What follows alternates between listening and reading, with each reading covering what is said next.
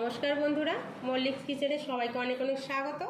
তো বন্ধুরা, আজকে আমি একটি রেসিপি আপনাদের সাথে শেয়ার করব, পাকা আমের আমসত্ত্ব। তো দেখুন বন্ধুরা, এখানে আমি 4টি আম একদম গাছ পাকা গাছ থেকে পেড়ে নিয়ে এসেছি। তো এই আম দিয়ে আজকে আমি আমসত্ত্ব বানাবো।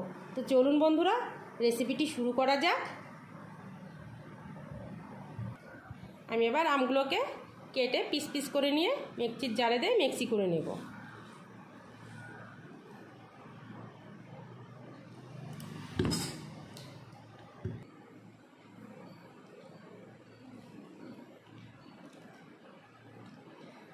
আমগুলো যদি টেস্টি হয় তাহলে আমসত্ত্ব খেতেও খুব টেস্টি হয়।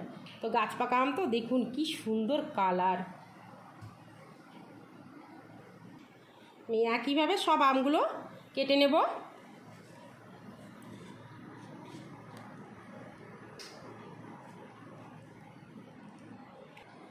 দেখুন সব আমগুলো আমি ছাড়িয়ে নিয়েছি।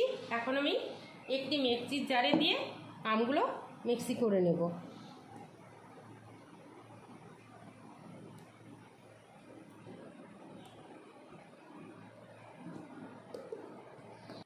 আমি মিক্সি করে নিয়েছি, খুলে নেব।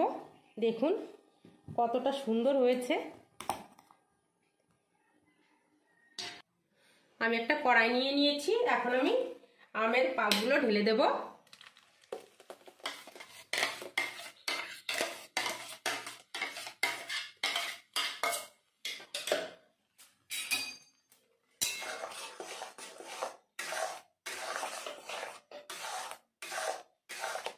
বন্ধুরা, পাকা আমের আমসত্ত্ব একটু জ্বালিয়ে দিলে তাড়াতাড়ি শুকিয়ে যাবে, কারণ এখন বৃষ্টি, রোদের কোনো গ্যারান্টি নেই। তার জন্য একটু জ্বালিয়ে নেবেন, তাহলে তাড়াতাড়ি আমসত্ত্বটা শুকিয়ে যাবে। দিয়ে দেবো একটু চিনি, বেশি দেবো না, কারণ হিমসাগর আম খুবই মিষ্টি আম।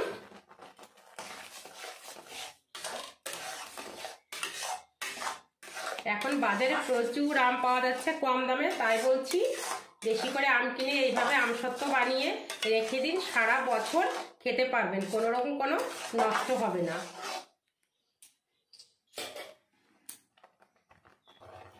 দিয়ে দেবো একটু লবণ।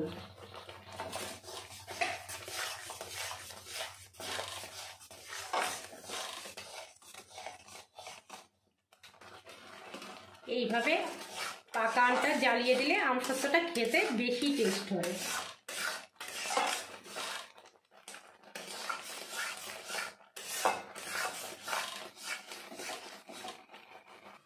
তো দেখুন আমি জাল করে নিয়েছি। ঠিক এই পর্যায়ে নামাতে হবে, তাহলে তাড়াতাড়ি শুকিয়ে যাবে। তো আমি এখন নামিয়ে নেব। আমি একটা থালায় সরষের তেল ব্রাশ করে নিয়েছি। এখন আমি এই থালাটায় নামিয়ে নেব।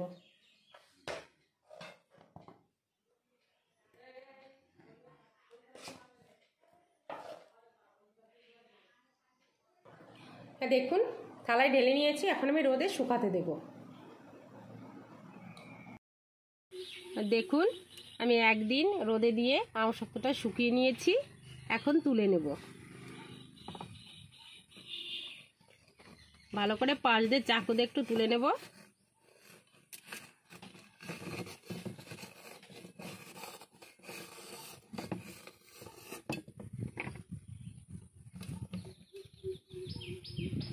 খুব সুন্দর উঠছে। তো দেখুন কতটা সুন্দর হয়েছে। দেখুন কতটা সুন্দর আর লোভনীয় হয়েছে। একদম কেনা আমসত্ত্বর থেকে ভালো, যেমনি কালার তেমনি সুন্দর, দেখতে খেতেও সেই সুন্দর। তো আমি এখন পিস পিস করে কেটে নেব।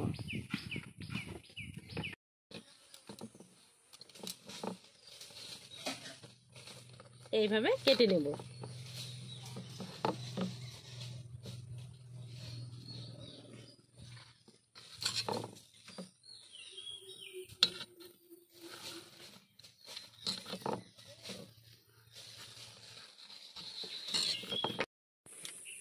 আমি এবার এটা তুলে ফোল্ড করে নেব। দেখুন কত সুন্দর।